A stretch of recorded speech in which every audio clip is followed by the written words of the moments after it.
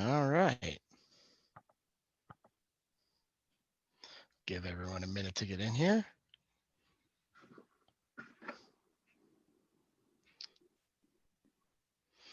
All right. Looks like everyone who was in the waiting room's loaded. So good evening, everyone. Welcome to week 4 of virtual MeadCon.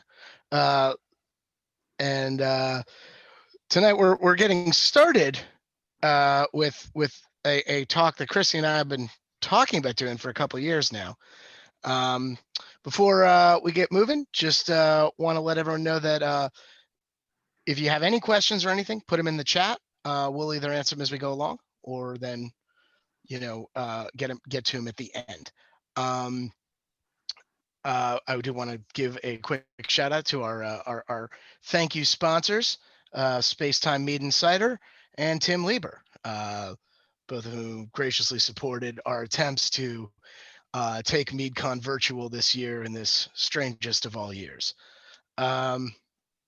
So I guess without further ado, I will introduce our very special guest, Chrissie Manion Zaepoor. Did I get that right, Chrissie? Is it Zaepoor? Imagine there's a little apostrophe between the A and the E. Zaepoor. Close enough. Okay. So anyway, Chrissie literally wrote the book on pairing mead with food, and is really sort of one of the has been around the mead world about as long as anybody on the commercial side. If you have not purchased her book, it is available from many fine retailers, I believe, including Amazon.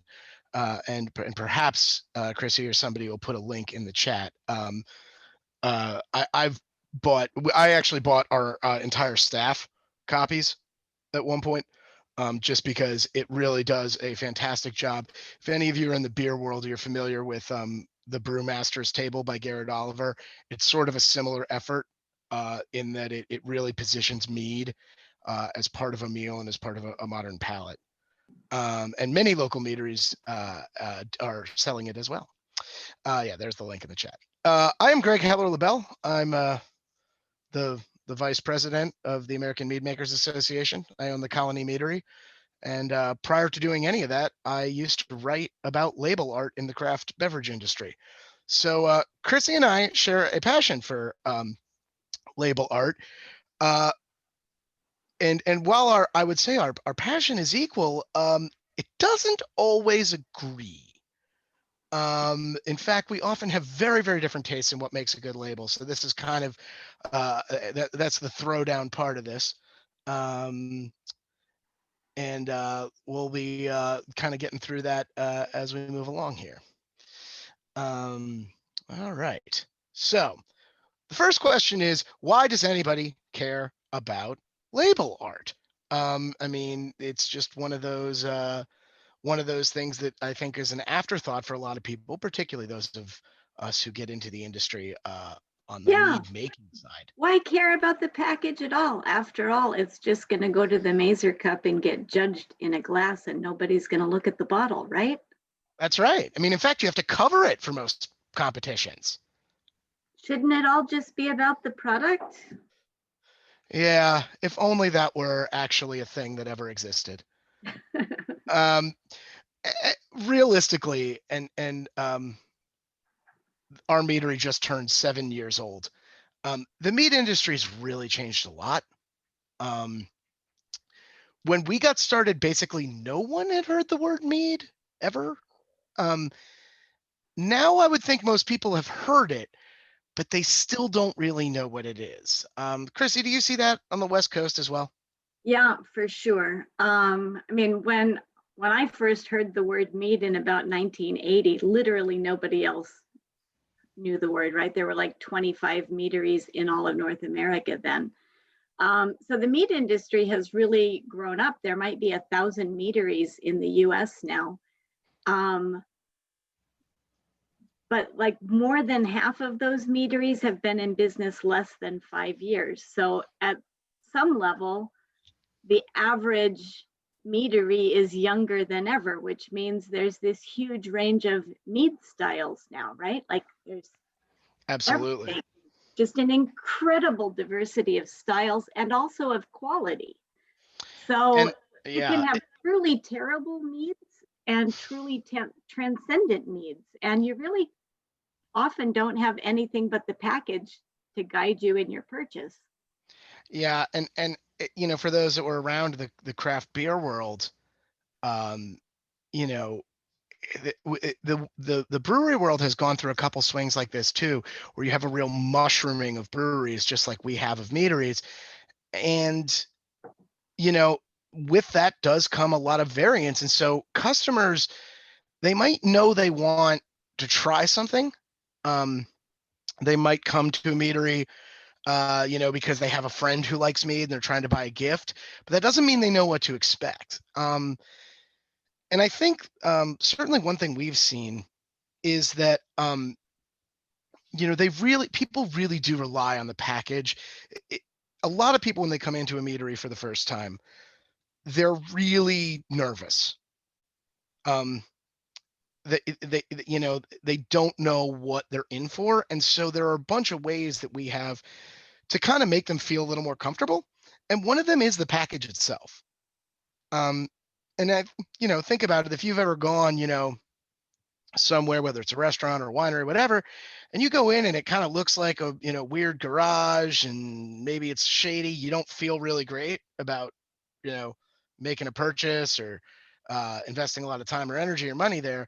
Whereas if you go somewhere and they've put a lot of time and thought and that effort into it, you feel more at home. You feel like you're in comfortable, capable hands, and that definitely does affect a lot of Mead customers, in my opinion. Yeah, I hear you and I agree with each other completely. You know, I think it's a pretty common thing to have a group walk into a meadery tasting room and one or two of the people in the group are really enthusiastic to be there and one or two are really reluctant. And they're like, you know what? I tried mead back in college in 1994 and it was shit. And I know I don't like mead, so I'm not tasting today, right? And Right. and so you're really never selling mead. What you're trying to do is persuade that person to put one drop of your mead in their mouth. And if their experience was, you know, homebrew with a masking tape label, it really takes a high-end label to make them change their belief system around what is mead. Yeah. And I couldn't agree with you more that like if it's a well-crafted product that you've put a lot of your heart into to make the mead well, the package deserves the same amount of attention.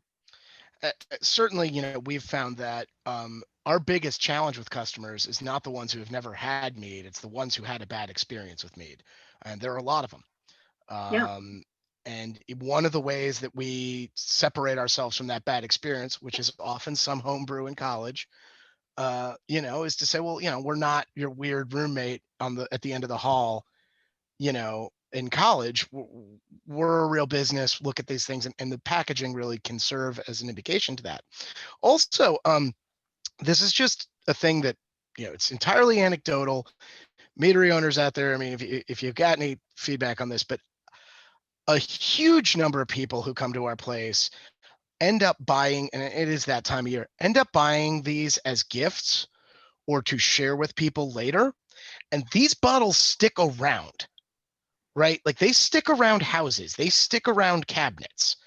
And so there is this sort of added thing of, you know, it's almost like, you know, selling someone a branded glass or a t-shirt. You are getting marketing value from every person who sees that bottle, right? And once, Absolutely. And they form an impression of your brand every time they look at it. And that impression is either favorable or unfavorable. And it's just visual. and one of the themes we're going to talk about is that, you know, for those people, you know, in your tasting room, yes, you've got control over telling the narrative, talking about the story. As soon as it leaves your tasting room, you don't anymore.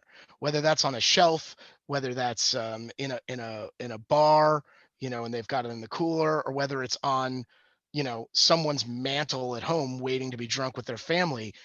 Now that bottle has to speak for itself because you're not there anymore. And that's really where a lot of the lifting of that packaging and that label comes in. Um, so things to consider. We were just talking really about the difference between tap room and distribution.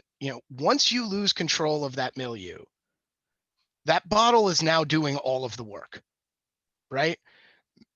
Even if it's in a store where you might trust the staff, which, like, honestly, no such store exists that you should trust 100% of the staff to know everything. But it's still, it's now that bottle has to do all the work for your meadery. Yeah, in And fact, it actually is your workforce, right? This is your sales team because the bottle is going to go out and sell the mead. You're yeah, not once you're in distribution and in stores, people are no longer buying directly from the mead maker. yeah, and the person there selling, I mean, you may have a bartender or a retailer that likes your product. They probably like a lot of things they sell, and they're not going to go out of their way to sell yours necessarily more than anyone else's. The bottle has to grab attention. I used as a example here, some labels from Lost Cause as just an example of how, because I really love their branding. I mean, their labels are incredibly simple. It is a very large circle with their brand in it, and then everything else stays consistent. Um, the text on what it is below that. This is a lousy resolution picture, but it's easy to read and it jumps out and you can tell who it's by. Those are things that you want to think about. I mean, you see that bottle in anywhere, you're going to know what that is. And that's a big part of what your label design is going to do, right? And what it's going to say. Um, and of course, with any labeling, it's a bummer, but we have to think about the law too. What do we have to write on there? And sometimes that has to do with where it's being sold. Is it being sold interstate commerce? Is it being, do we have a TTB cola? Can we do it just in state? And also ethically, our label is our chance to tell consumers what's in this. There are things we should let them know, even if we don't have to, right? And that's the other thing that you sometimes want to think about is as far as where you're going to put that, because the real estate, as any of you have done labels, the real estate gets crowded awfully quickly. Yeah, and the solution is not 5-point high letters. Don't jump ahead, Chrissy. That comes later. Yes, of course. You're absolutely right. The solution is almost never um, to just cram a lot of small print on anything. It's just never a good solution, unless I suppose you're a pharmaceutical ad, in which case I guess that's how they do that. Got a question. Another What about? consideration is glass, right? Like glass Mhm. is the default, but glass is not always the right solution.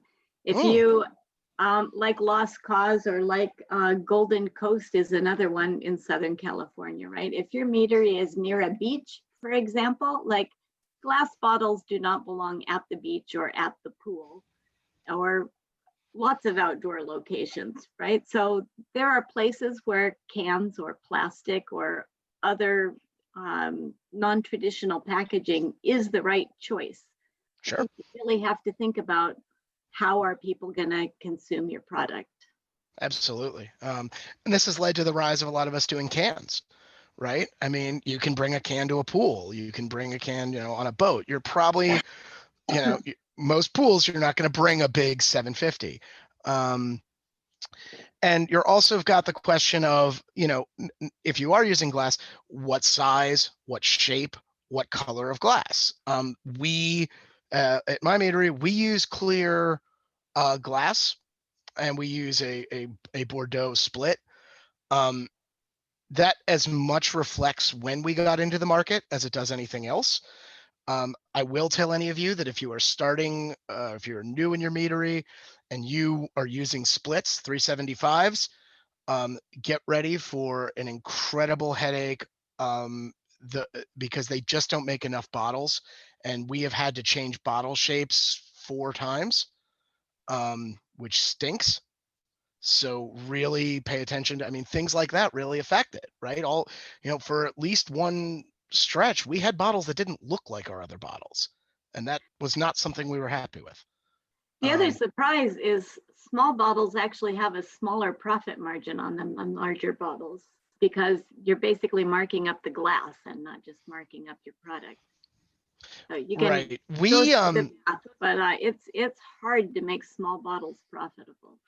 yeah, we did small bottles partly at the request of distributors who said that and retailers who said that with Mead, people were hesitant to try it, so they would rather buy a smaller container.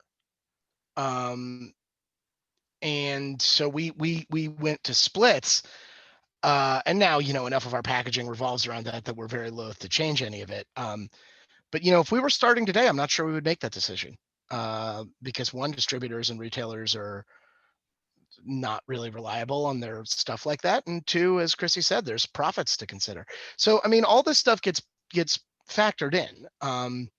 Yeah, for sure. And I love clear bottles. I think the preference should always be to put something in a clear bottle, because then you can see the product. But even that isn't always the right solution. One of the first commercial meads that I made had saffron as an ingredient, and it was a beautiful, beautiful color. I was really generous with the saffron. And I packaged it in a clear bottle. Turns out when you put it in the sun, the color fades in a matter of a couple of days.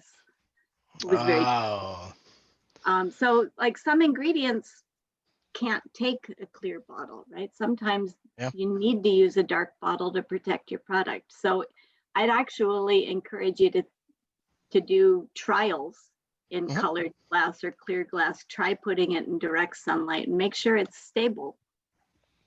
Yeah, absolutely. The stability, and also, depending on what filtration you're using, if there's sediment in a clear bottle, are you prepared to explain that? Because no wholesaler or retailer will want to hear it. I have had this argument with many of them.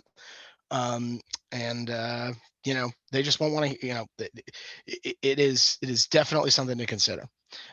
So one of the ways we actually wanted to kind of launch into this was to talk about rebrands, because for those of us meaderies who've been around a while, and generally speaking, we've been through a rebrand, and this is a good way to show decisions that meaderies have made, both as the industry has changed and as they have changed, and as the market has changed.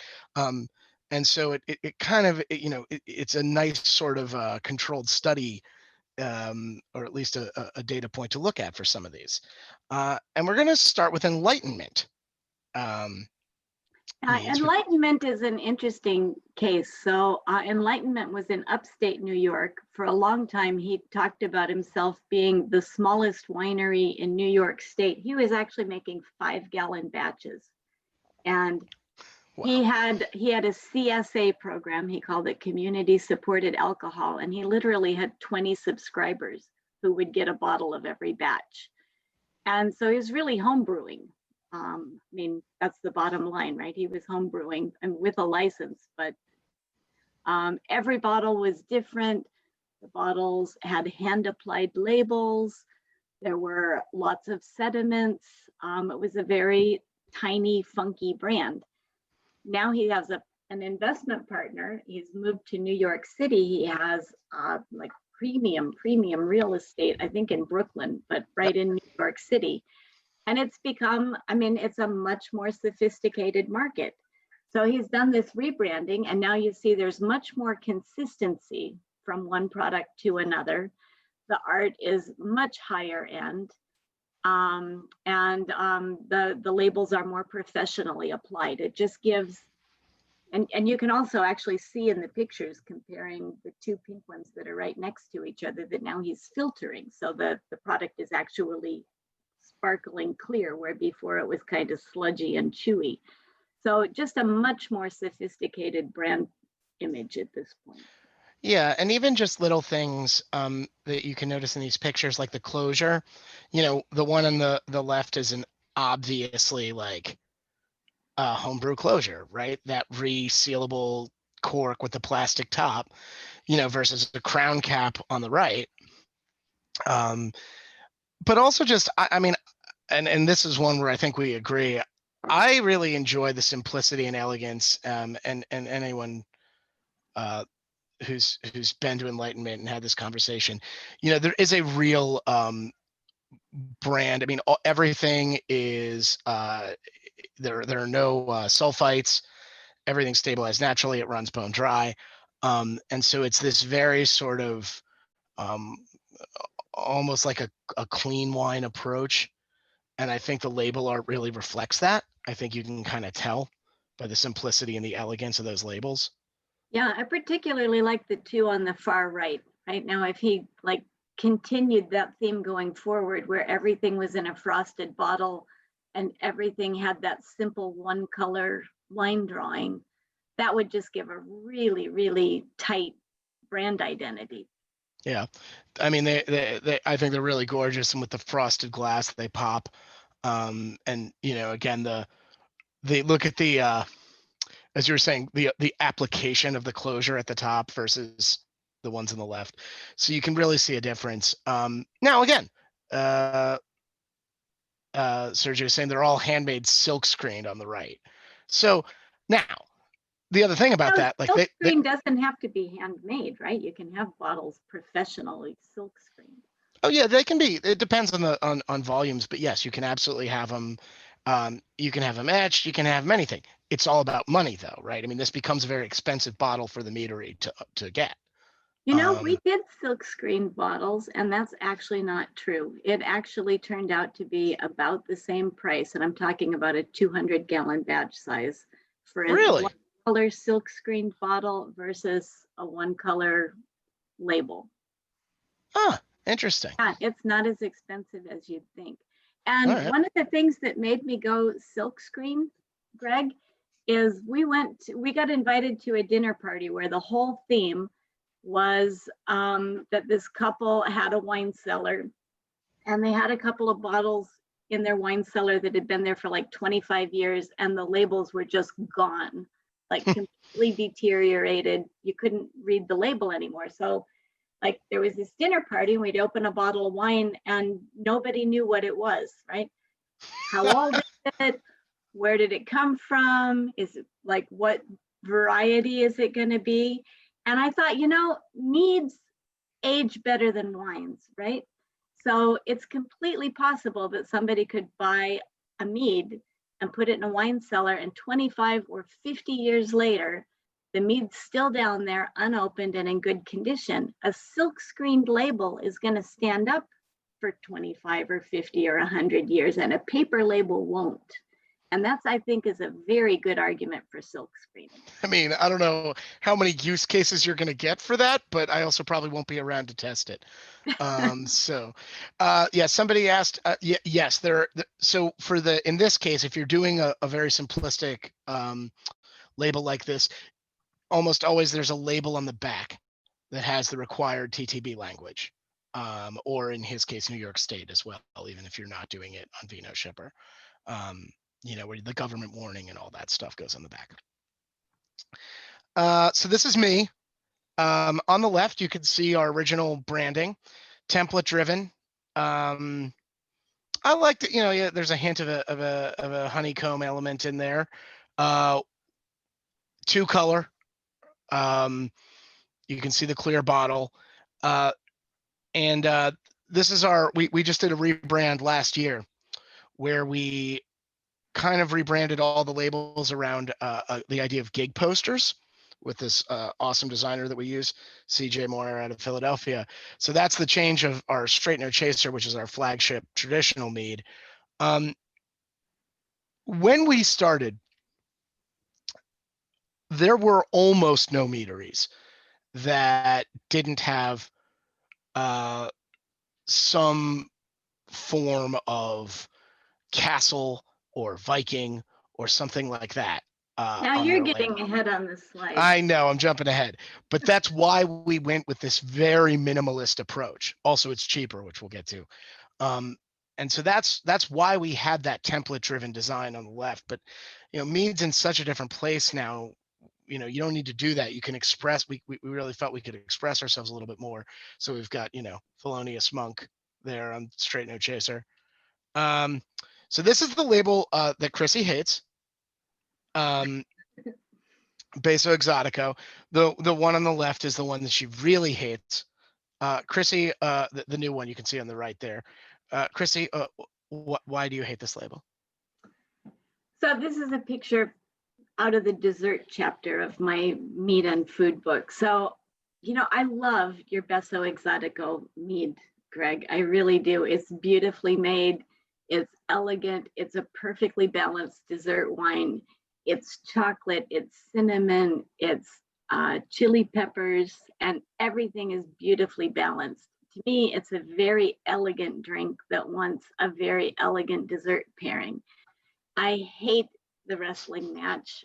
I hated the first round of it. I hate the second one where the guy just got kicked in the face and is getting tossed out of the ring or whatever. I don't think it does anything for positive for your product. I don't think it does anything positive for your brand. Like the rest of your labels don't have wrestling match or masks on them, right? I mean, it's just got the B. It was supposed to be simple. So that's my feedback. Now tell me why it's there. So Beso Exotico is actually a wrestling term. Now the label that we're going to here is a we actually even had a relationship with a now defunct semi-professional wrestling faction in the area. But it fit our gig poster motif that we've gone to. So that's the new one. The Beso Exotico, which for those of you that don't speak Spanish is exotic kiss, is a finishing move, particularly in Mexican wrestling. I actually had an argument with somebody at the TTB about the language in the right half of that label because we ended up arguing about wrestling, which is one of the more surreal experiences I've had on the phone with the TTB. There is no question that for us, part of our brand is definitely some cheekiness and some brashness.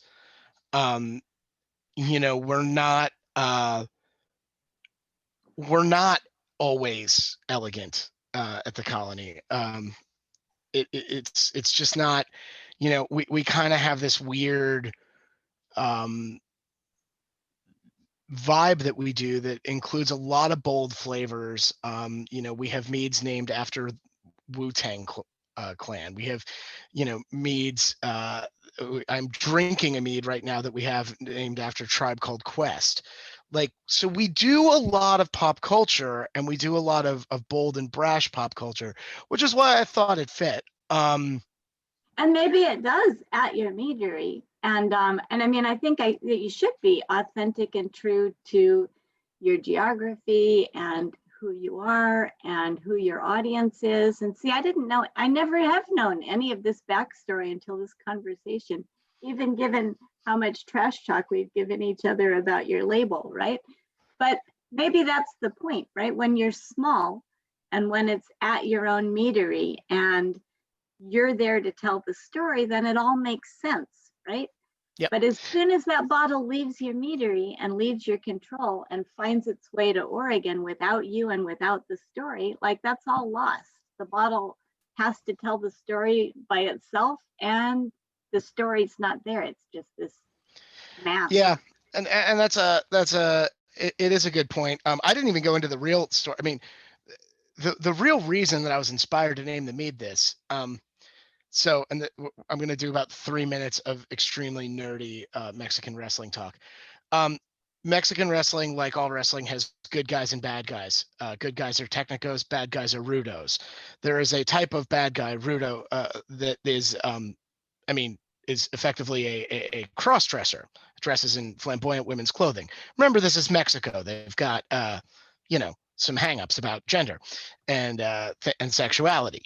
Well, this generation, one of the biggest wrestlers in Mexico, he's a third generation wrestler, and he is openly gay and is an exotico, but he's a good guy. And the finishing move of the Beso Exotico, it goes way back and is rooted in sort of homophobic ideas where the bad guy would be beating up on the good guy and then would plant a kiss on him as sort of a finishing move, and the crowd goes nuts, et cetera, et cetera. So now it's been kind of co-opted in this sort of you know, in a sort of more progressive element by this big wrestler in Mexico. None of that is on the label. Nobody knows that that's why we did that. So in that way, we do probably fail, because there was an actual, like, we thought it was cool that somebody had taken this thing that had been there for generations, you know, as a negative and turned it positive. And we don't explain any of that in the label because it would take much more room than we have. But you're absolutely right. Like, if people need to hear that, they need to hear that from us. Now, Beso Exotico is 16%. We don't put it in retailers for the most part. It's you know, it's one that we almost always hand sell to people. So we get a little bit more flexibility there than on something like Straight No Chaser, which is going into like Wegmans and the state stores. How about Woofy Dog? Because I hate that name on your product too. That's Woofy Dog is named after my stepfather's dearly departed Shih Tzu, Woofy. You monster! How can you not? How can you say But I negative don't know things it's about named Woofy? after a member of your family. I just know it's the best hopped mead I ever tasted, and it doesn't remind me. It's not dogged. I mean, it's not like a dogged beer or something. Yeah, well, now it's you'll hate the new label even more. It's got a huge picture of a Shih Tzu face on it. Does it explain why that's the name? No, no, it's just a giant picture of a Shih Tzu face. See, Yeah, I told you I'll we. hate it. Yep, you're gonna hate it. You're absolutely gonna hate it. I'll still like the mead. Chrissie, These are cool bottles, right? I'm sorry? These are cool bottles, right? These are awesome bottles. And that looks like a sleeve, I think, right? I think it probably is a shrink sleeve, yeah. And that's a pretty cost-effective way to do labeling too, I think. I've never really looked into it. Certainly on cans, if you know, shrink sleeves are cheaper than labels. It's more just about quantity, right? You have to order a certain number of them. But I also think that the difference between a shrink sleeved can and a labeled can is night and day as far as the professionalism it conveys. Oh yeah. That's one where if any of you are canning a product more than once or twice, I really would encourage you to look into the shrink sleeves. It is cheaper and it looks so much better. You know, it really does, particularly if you get good design. It can, and it gives you a full canvas to work with, right? Instead of just a rectangle that we're wrapping around a cylinder. It gives you this great, you know, three-dimensional almost canvas to work with. Let's see. So Camelot, that's a lousy picture of Camelot's first branding. Yeah, that was the best one I could find. It is a pretty crappy picture, but yeah. I mean, at least it shows the old and the new, right? The new is clearly better. And the old wasn't bad. The old was a nice package. Yeah, it wasn't bad. It was kind of, you know, it looked like a lot of, I would say, like wines. You know what I mean? A lot of American wine bottles kind of have a similar label to it.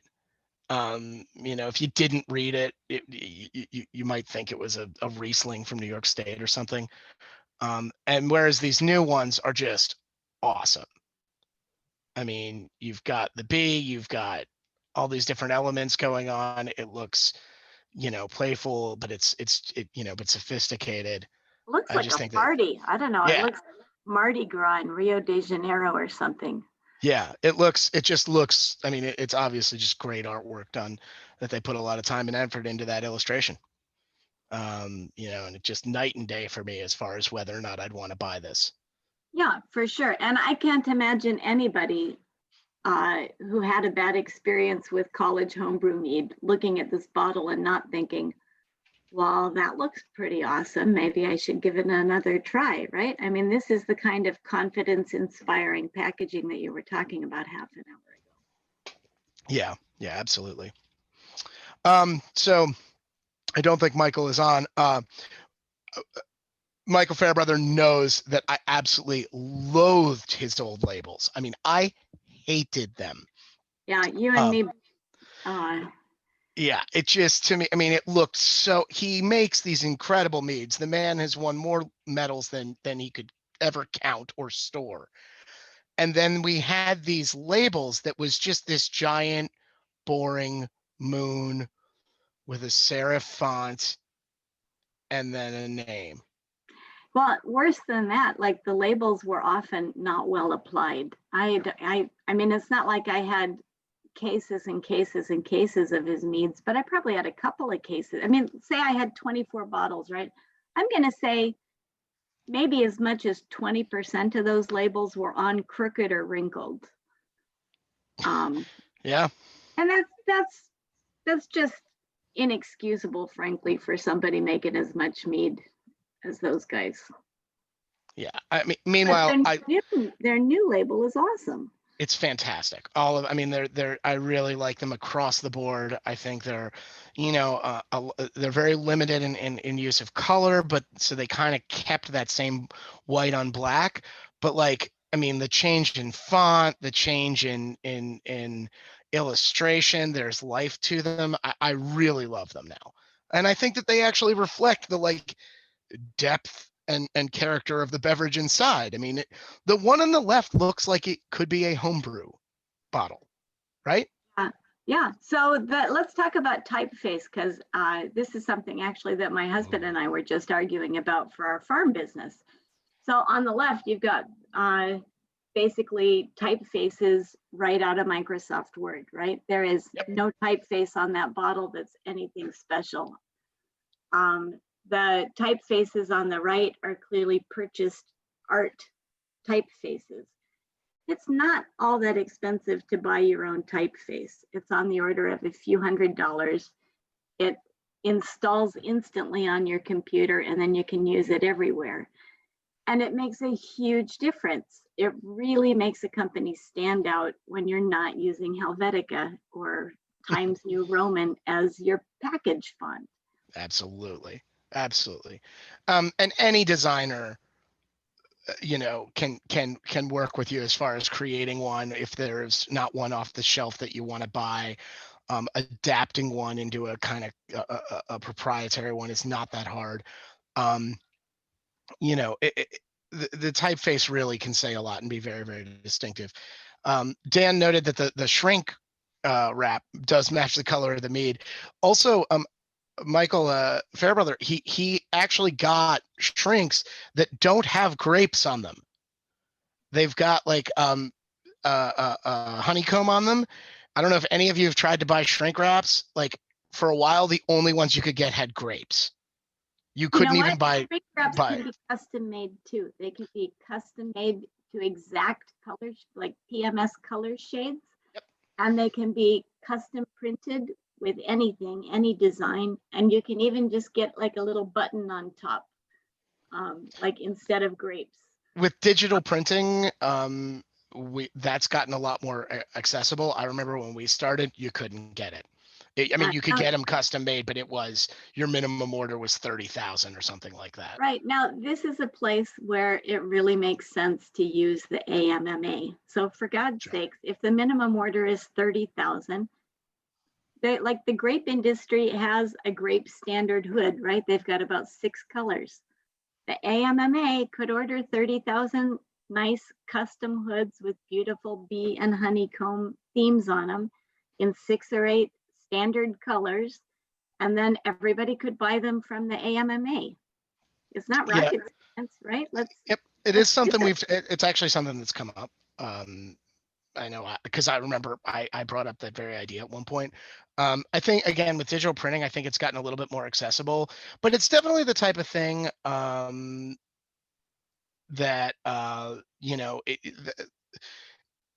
as a growing industry with a like active association now, it's one of the things we can do is go to suppliers, if there is something that mead makers and meaderies aren't seeing, we can go to suppliers as an industry in a way that we really couldn't 7 years ago. So another way the industry's changed. This is Alaska Meadery. Yeah, this one's huge. So, Celestial Meads was a brand for a while, and it sold to, what's the name of the brewery?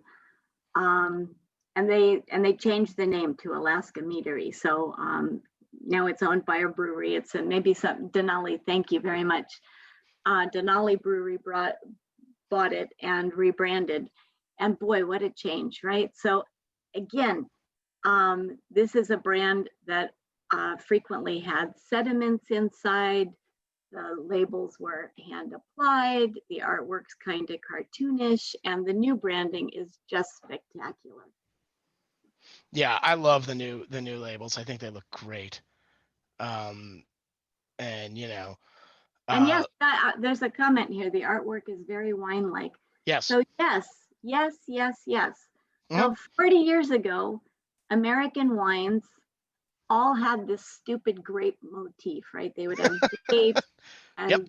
grape presses and grape leaves on them, or some French chateau, right? There were like all these cliche images that the wine industry used, and now it's art, right? So like the meat industry needs to get past this thing where we're using all of these, yes, thank you, castles, bees, bears, dragons, Vikings. Yeah, I'm so tired of it. we're gonna take you on a quick tour of some of the overused motifs and give you some examples of how Greg they. and I have fun putting these few slides together. Oh my God, it makes me want to cry. Now, here's the thing. I think we both agree. There is a way to use almost any motif in a new and fresh way. It's not that you can't come up with a new bee. It's just that it's extraordinarily difficult and probably expensive. And why? That's like, so we're not saying you can't. We're just saying, think about whether there's something better to use. Okay, let's start with castles and various medieval motifs. Look, if you actually have a castle in Ireland, feel free to put a picture of it on your label. Outside of that, like, boy, we got a lot of trolls and knights and castles and stuff like that. Yeah, there's a happy troll both on the bottle and on the can. There is nothing about that troll that makes me want to put that stuff in my mouth. Yeah. And we're going to get. Imagine being the reluctant person visiting the winery or the meadery and being offered this to taste. And we're going to get into, we'll talk a little bit about hexagons in a minute, because when we started, I wanted to use, them because honeycomb, we all love that shape. Here's the thing about hexagons. They make everybody think of chemicals. They look like the molecule symbol. Use them sparingly, if at all, because people do not, generally speaking, want to drink chemicals. And they look like they call that to mind. And even in the weird troll thing there, where we've got a bee, a blackberry, and a raspberry, it still to me is conjuring up like weird, molecular ideas. Yeah, I agree. And now maybe that's our science backgrounds making us look at the picture that way. But no, let me just. That is something we market tested that with people, and actually the only people were the one, I didn't think that until enough people were like, yeah, it makes me think of chemicals, and we were like, oh, okay, we need to not use this. It is something that just jumps out to people. Bears, right? Everybody loves bears because they happy bears and happy trolls. Yeah, bears, because I guess Winnie the Pooh ate honey. And we make beverages out of honey, and so we need bears. Lazy bears, show bears, happy bears, berry bears, BERRYBAR. Get it? Isn't that cute? Oh my God. Just do better. Maybe there's a good way to do bears, but again, there is done so many times. Here's an example of a bear that I like. From Etowah Meadery in Georgia. And they have this blue bear who's kind of their ongoing character, and it's illustrated, but it's not a cartoon, right? You want to be careful. This is original art, right? This is commissioned artwork. Yeah, this is good art. Compare that to the Happy Bear or the Happy Troll, where it really just looks like a cartoon. Yeah, this is sophisticated. All the bottles go together as a set, right? You've got a very strong brand identity. Hopefully they have the original art hanging in their tasting room, because that would be awesome, and reused on their website. I know they at least have it. I don't know where it is.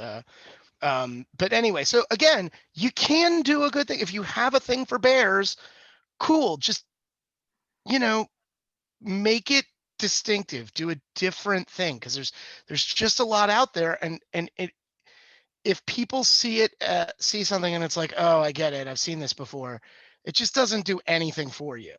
Nothing positive anyway. Chrissy, you have something to say about dragons.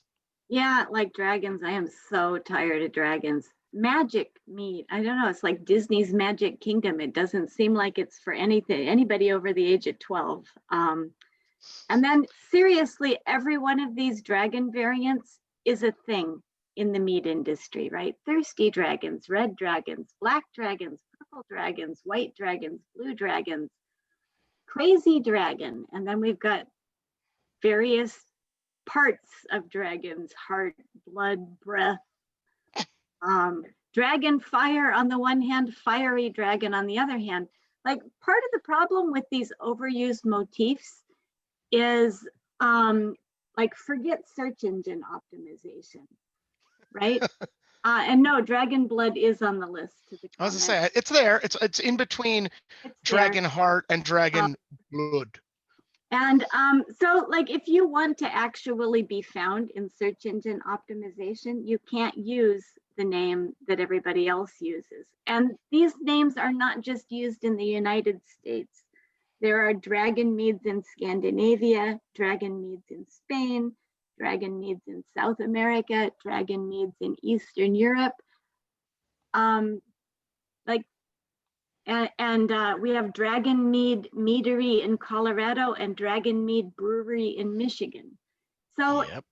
you get into problems where you're violating somebody else's trademarks and copyrights. You can get into legal disputes that can shut you down. These overused motifs, I think, they're just done. And again, there's probably a good way to do it, but once you're calling your product anything having to do with dragons, there are so many of them. I don't know how you get a unique name anymore. Yeah. And it really, you don't want to be uh in a situation where people are confusing you with another beverage. That is both what lawsuits and C&Ds are made of, but more importantly, it's where like unhappy customers are made, right? If they think they're trying one thing and it's something else because the name's too similar, like, there's only a few hundred of us meaderies. Like, we're not at craft beer yet where we have 10,000 of us. We can still like have distinctive names, and honestly, so can craft beer. Like, just be creative. Sergio's going to release a Dragon Bear mead now. You know Yeah, what? I think Dragon Bear Castle. Dragon Bear Castle mead. Yeah, we'll just make a trope mead. Um, Joe asked about Black Bear's treasure. Joe, I don't know if you're deliberately, kind of poking me there, but we actually contracted that beverage for a dude who really wanted to do this and launch it in New Jersey, and I just don't think it went anywhere. I mean, they stopped ordering from us a while back. But yeah, I mean, it was a cartoon bear drink. We kind of like, it wasn't our brand. Yeah, Florida and Jersey. Um,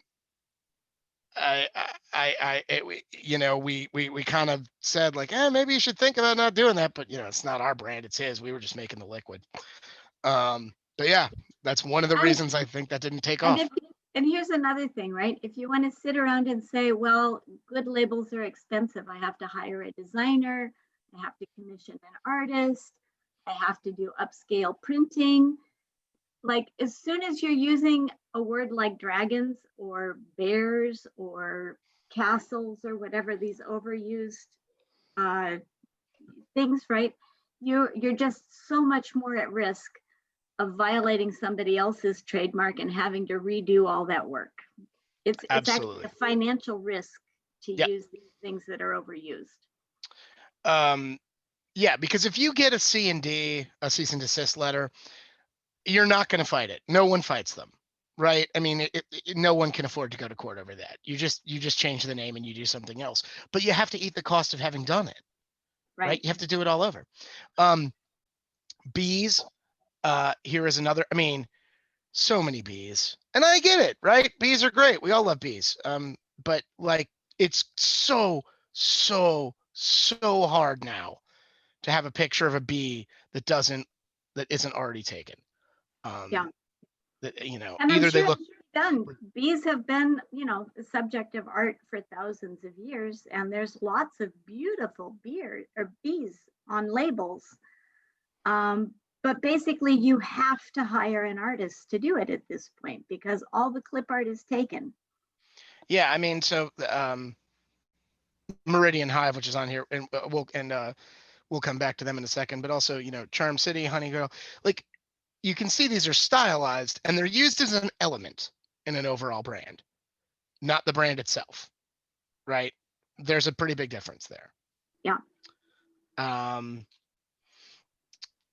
And this is why it matters. You're in the same stores as all this. There are an awful lot of honey vodkas, honey gins, honey whiskeys, and boy, do those guys have money to spend on their packaging. Yep, particularly in the spirits world. Yeah. Because so much of the spirit, is in the packaging. So yeah, you want to be able to stand out. And so you're not even just competing with other meaderies here. You're competing with anyone that uses honey. All right, we've talked about honeycomb. I don't think it's a terribly attractive image, in general. I have changed my mind on this. I used to really like it. I used to think it was a great element. Now I think it is really best used very sparingly. I just, again, you have the chemical issue. You have the fact that everyone does it. Any honey thing seems to do it. So it's very difficult to use it in a new way. Unless you're like having your own hexagon bottle manufactured from scratch, right? Because that bottle is pretty cool. Now it's honey. That's awesome. It's an awesome bottle, but that's expensive to have a bottle custom made. Yeah. Yes, that is very expensive. Yeah.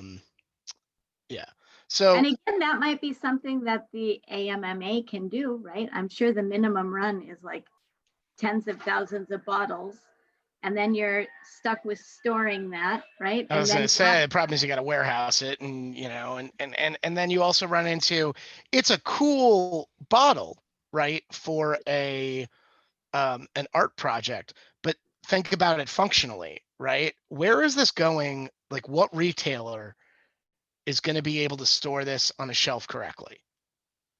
No, this is terrible from a retailer perspective, right? Look at all the wasted space in between bottles, and the height of the shelf is lost. No retailer wants to carry this. They don't care how cool it looks. Yeah.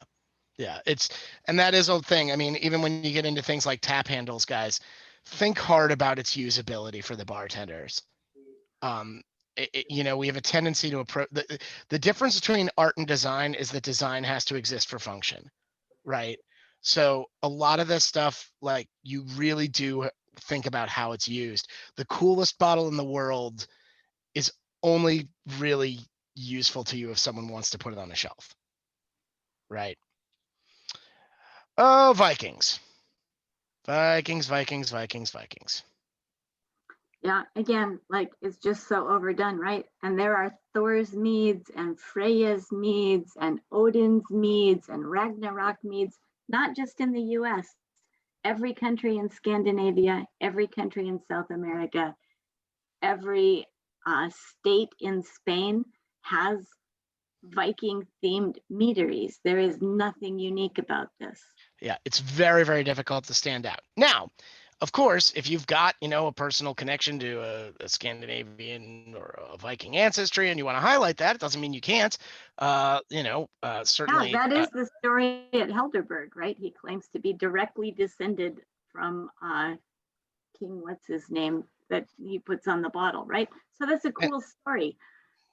And I mean, certainly John and JR at Brimminghorn, are very sort of identify with that Viking ancestry. But these are different takes on it, right? Brimminghorn has this really great sort of almost tattoo inspired art. I think it might actually be a tattoo artist who does some of their artwork.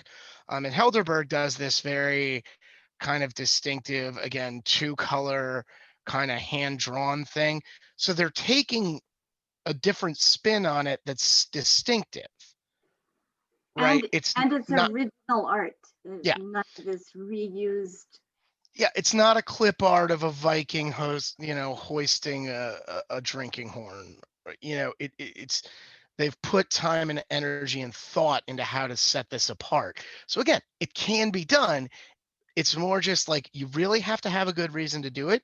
You really have to have a good strategy to make it stand out. And you really have to commit to doing stuff in a different way. Yeah.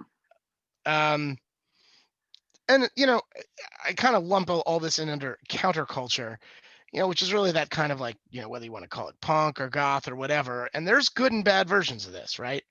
And I've got some that are good. Chrissie, I could not find for the life of me the label of the Mace Mead Works Honey on the Brain that was so terrifying. Yeah, it's pretty terrifying. So Mace Mead Works is now defunct from Washington State, but he actually had multiple faces on. There was like a set of 4 labels that all went on the same product, and they were all kind of like this, kind of terrifying. Yeah, I don't know, it just didn't appeal to me. Yeah, I mean, I think it's one of those things where, it's sort of like we were talking about with Beso Exotico. It's making a very conscious choice to be confrontational, and that can work. That can be jarring. It can draw people's attention. It can engage them in kind of an aggressive way, which can be good. But you want to think it through. You don't want to just annoy people. Yeah, even Rogue Ales has a beer like that, right? Arrogant Bastard Beer says right on the label, this may not be for you, right? It's pretty confrontational and in your face. That's they make a real conscious choice to just kind of own that for that product. Yep. Yeah, I mean that's Stone's brand, right? Is confrontational. So it can be done. There's no question. I mean, certainly Brad and B Nectar, they do a lot of for lack of a better term, like horror movie, with Zombie Killer, Necromangacon, and Black Fang and stuff like that. So it's, I mean, it can be done. It can be done well. It's more just like think about what you're doing and what you're saying. All right. So as we come into the home stretch here, and just to sort of quickly run you through some do's and don'ts. Spend the money. And it is, I know it's one of those things that people are always telling us to spend money. But as we discussed, it really does make a difference whether or not somebody's comfortable, if they see a real label versus some homebrew nonsense like this. And actually, we wanted to take a minute to talk about ways you can kind of do this, particularly if you're just starting up. And if you're a meadery that's maybe only less than a year old. There are ways to keep your costs down. And one is by starting and having a frank conversation with your designer about what your budget is and what you can realistically afford. Same thing with photography. It is worth paying for good photography, but if you are just starting up, oftentimes you can find a way to trade Mead for photography for at least your first year. Especially if you will then pay them afterward. If you're universities are, and even commercial or community colleges can be a good place to look for designers and photographers too, right? Students have to do projects for classes. And if it's actually a real project for a real business that becomes part of their portfolio, they actually get something out of it. On photography, I agree. On design, I would caution people about that. I have had there are times it works, and you can catch a good designer coming out, but it's harder to find a student that's going to do design at that level. But photography, you can certainly do. But as we were talking about, you can also limit the design. You don't need to make every label its own unique snowflake. You can do a template driven thing, which has the benefit of keeping a cohesive brand, like we see with the Meridian Hive here, and also really minimizes the amount of time you need to generate a new label, right? And since when you're paying a designer, you're paying for their time, that is a way that you can definitely keep costs down. With digital printing, it matters. It matters less than it used to, but sometimes not going crazy on color can help keep your costs down. In general, I think Chrissy and I agree that like being restrained on color is a good idea anyway. Yeah, and actually choosing a subset of colors, like a family of colors that all work together. They're not just like random colors. If you go to the paint store and look at how they've grouped colors together, like for the Tranquil collection and the Warm collection and the Modern collection, like there are part of the reason Meridian's 5 cans here work together is the colors are actually very harmonious. Part of developing a brand image is not just the one color that goes with your logo, but this secondary collection of colors that supports it so that the whole thing works together.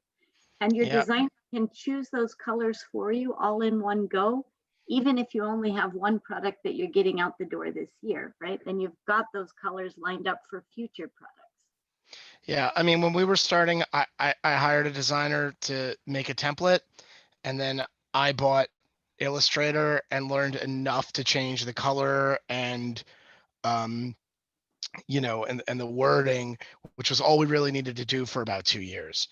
It definitely kept costs down in a way that we needed while keeping our brand intact. If you do sit down with a designer in your first conversation, like one of the things you want to do is collect labels, examples of labels that you like and examples of labels you hate. That is the thing you want to sit down with your designer, and like that will help guide them. Remember, the real thing you're paying for is time. So anything you can do to help limit their sort of wasted time really comes back to both you and the designer. Yeah, this first part here, this is my comment. So again, like with Helderberg, right? Be true to yourself and your brand. Whatever, and I think you should sit down and kind of look at what your brand assets are, so to speak. This can be your family's ethnicity, can be the geography of where your meadery is. Is it in New York City? Is it at the beach? Is it at the mountain? Is it, I don't know, in the Southwest where the colors are different, or in Miami where the colors are different, right? Your hobbies, your past. I mean, each of us has a lot of skeletons in our closet, all of which can be great to mine for ideas here. But whatever it is, it has to be authentically you. I had a couple in here tasting mead a couple of weeks ago. The man is Japanese and the woman was Jewish, and they wanted to open a meadery together that would be like their meadery. So like, how do you make a Japanese Jewish meadery?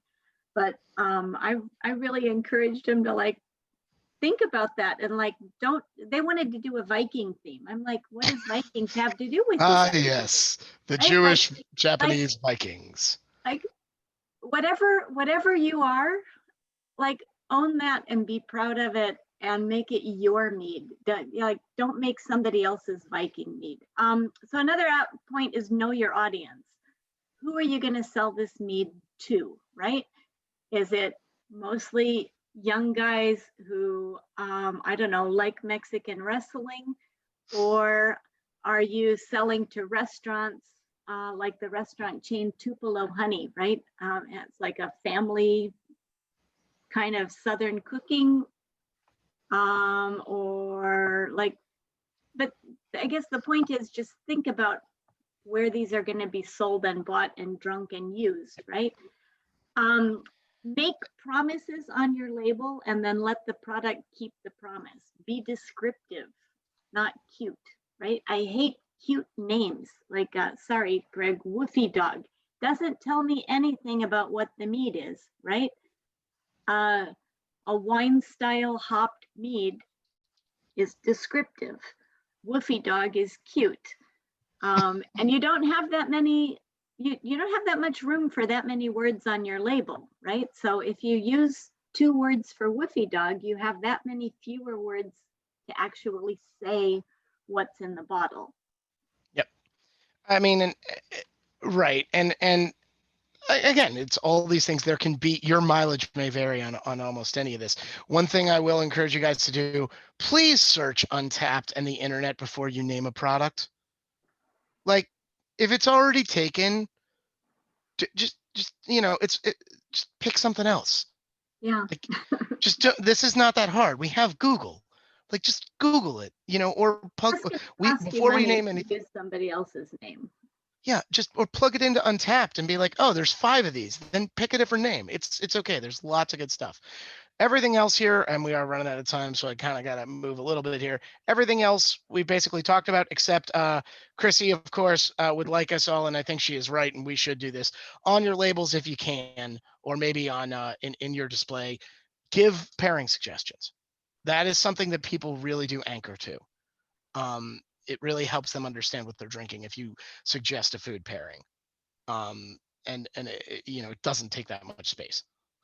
And if you run out of space on your label, just put it on your website and tell people that that they exist on the website and they can go there. But it really does help people know that they're buying the right product, right? This is a great mead to serve with snacks for the big football game. Or this is a great mead to serve with lamb chops, or this is a great mead for Indian food, right? I mean, it changes what you choose to buy. Yep. Don't chintz on photography. Do not use bad clip art. Please don't use bad clip art. We already talked about lots of tiny words. Generally speaking, readability, it's not just about tiny words, it's about contrast. One thing you might want to do is find a family member or friend who has pretty lousy vision and run the label by them. If they can't tell what it is, you need to get better contrast. That's an early bottle of Golden Coast there that I think since they've gotten a little bit bolder on that, but particularly when you've got a brown glass, and a dark label, it can be difficult for things to stand out. Greg, here's a little behind the scenes thing. I took that picture less than an hour ago. That unopened bottle is sitting on the desk right next to me right now. So I have not seen their little that's just a 12-ounce bottle. Yeah, well, no, I've only seen their. No, it's like a 22-ounce bottle. Oh, it's a bomber. Okay. Yeah. Well, I think it is. The print is so small I can't read it unless I put my reading glasses on. That's a problem. All right. And the biggest stone of all, we're going to wrap up with this. And I will start by saying, thankfully, this is something I have not seen in the mead world. But it is something I do want to talk about because it is something that has been a real problem in the beer world. It was a problem when I was writing in the beer world, and sadly, it has not gotten better to the point where it really should have by now. And that is, any type of appropriation or sexism in labels. I'm going to leave out the lecture about, how it's demeaning to women to treat them as a pair of breasts for, that has nothing to do with what you're drinking. And I'm going to skip to the fact that it's boring and lazy and it's a lousy label. Just do better. In addition to, like, the last thing you want as a meadery is to end up on Worst Beer Blog, for a fight for offending people because you were just being lazy. Like, it's just not worth it. And it's also really dumb and Cro-Magnon. Like, just don't be this person. All of these are real labels. One of them is a label designed by a very good friend of mine who I think is a very good artist. And I find it offensive. Um, one of them is relatively new, as you can see, because it is a reference to the Cardi B song. Um, but like, even some of these, like that Arabian, like, who thought that was a good idea? You know? By the way, has anybody seen the New York Times and the Washington Post last week or within the last 10 days about the huge sex scandal for sommeliers? Oh yeah. Like, we just don't want that to come to the meat industry, right? Actually, and that's a good point. One of the nice things about the meat industry is, like, there are a lot of I think of female leaders in the meat industry, more than there were in the beer world early on. But like, we want our industry to be welcoming to everybody. We want more people to drink mead. The last thing you want to do is establish your product, your brand, your label as, you know, something that keeps people out. Because it's just, it's not just you, then you're hurting all the other meaderies as well. We're also, it makes it more difficult for underrepresented groups in our industry to feel at home. It's all bad. And again, I will go back to, it's also lazy and stupid. We can do better than this. We can have better labels. If you saw any of these, you wouldn't remember them for being good. If you remembered them, it would be because they were offensive, right? But mostly you would just be like, oh yeah, it's a pinup on a missile. Cool. Like, Uh, it's, we can be better than this. And I think it's actually really good thing about the mead world that we have been. But as we get bigger and as there are more meaderies and as we consider, we kind of run out of things that haven't been taken, it's worth keeping in mind. Like, it's still, you want to keep your eyes on, continuing to be, welcoming and making this a beverage for everybody and an industry for everybody. Um, I don't even know what this was in here. I think we're now at the end of the slides here, which is good because we are at the end of our time. I think we answered all your questions along the way. And we've only got about 15 minutes till Tom comes on. But I want to thank all of you guys for tuning in and contributing in the chat. Chrissie, as always, it is a pleasure talking about this stuff with you. And I want to thank you very much for doing this with me. Certainly not as much fun as being able to do it in person in Denver, but this is it was still a 2020. lot of fun. We've been waiting a long time to do this. I Yeah, enjoyed talking with you, Greg. Thanks for doing this. and I will Hey, tell you. I have a fun present for you. You want to turn my camera back on for a second? Because I have this present that has actually been sitting in my drawer in the kitchen for a couple of years, waiting for this talk. And I'm going to put this in the mail right after this here. You're not going to believe what I found for you. Oh, I have to start my video too here. Okay, there we go. Okay, look at this. He's a bottle opener. Look at this. You know what's great? I have a similar one that is red, and he's giving it's a different wrestling move. So I will be close to collecting, I'm sure, a full set by the end of this. So yeah, this will be on its way. I saw this and I thought I have to buy that for Greg, and it's been thank you. Store in my kitchen, just waiting for this talk. I'm glad to be affiliated with Mexican wrestling in your mind. And again, thanks everybody. If any of you do ever want feedback on labels, I will. I mean, Chrissie, correct me if I'm wrong. I think you and I are always willing to give a quick email look over and just a few, hey, here's some stuff you want to think about. Absolutely, happy to. We're both willing to take a look and be as ruthless as you want us to. Because it benefits us all when we put the best face on our beverages going out into the world. All right, so now you all will get about a 15-minute break, and then we'll have Tom Repis talking about malolactic fermentation. See you all back here at 10 o'clock.